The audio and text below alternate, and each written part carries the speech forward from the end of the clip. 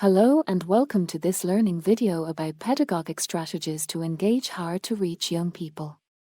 This is a topic that a lot of people have specifically asked for.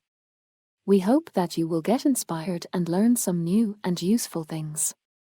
Let's go.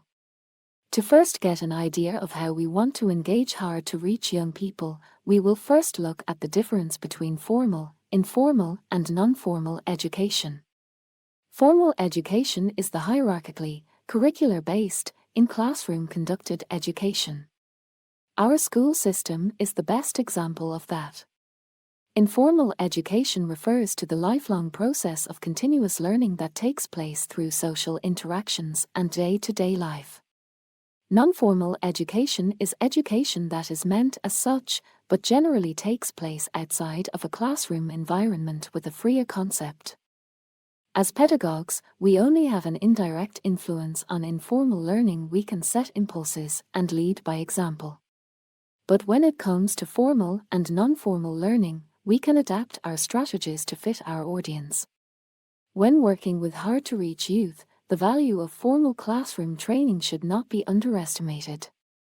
Working with chalk on a board in a format that the students are used to and can as such provide needed predictability and help students focus on the content. However, we propose to blend traditional approaches with elements of non-formal education. That is, because non-formal education enables learners to grow on a more personal level as they engage in their own skills and interests.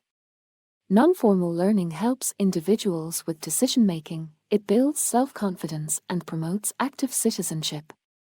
When we say that non-formal education is a freer format, we talk about facilitating group learning, open and non-formal communication, active and voluntary participation, collaboration as opposed to competition, practical tasks, a freeing environment as well as a holistic and interest-driven approach.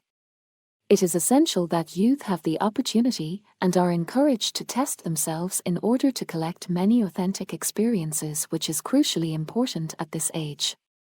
What can you do within non-formal training?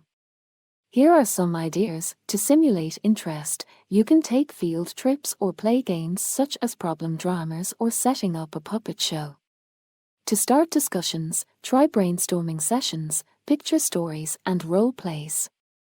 To share information, preparing and sharing movies, exhibits, and shows can be a good format. Skills can amongst others be built through apprenticeships and youth-to-youth exchange. With non-formal education you can let your creativity fly and try to find the approach most fitting for your learners. When working in a non-formal setting, group dynamics become essential. Social, cultural and personality specifics of the individuals come to the forefront. Youth both needs help, clear guidance and continuous support through non-formal learning, and make their own experiences. You will want to consider what they should learn in the non-formal setting and what knowledge and suggestions you want to introduce before non-formal training. Say that you during a project week have given a youth group the task of making a movie about a shared hobby. It might be wise to give them some tips about project work before letting them engage in the content. Also think about putting together the group to include learners with different skills. At the project start, you might want them to think about laying out group rules, roles, and a project plan. Maybe you want to make suggestions about looking into group dynamics such as the forming, storming, norming, performing, and adjourning model from Bruce Tuckman or the principles of good group functioning based on the work of Avery. They could also be encouraged to form a code of conduct. In addition, they might profit from some guidance on the topic of feedback culture. You could introduce a method like the 6 Hats method by Edward de Bono, or practice giving and taking feedback as a role-play game. To recap, to engage hard-to-reach youth, get out of the classroom and experiment with adding more non-formal educational elements to your curriculum. Remember the principles for non-formal training when doing so. If you are lacking ideas, ask the children what they are interested in, do online research for ideas and build from that. Try to find the right level of help and guidance for youth working together. Helping them with team building and establishing a project plan and a feedback culture frees up more capacity for youth to focus on the other tasks at hand.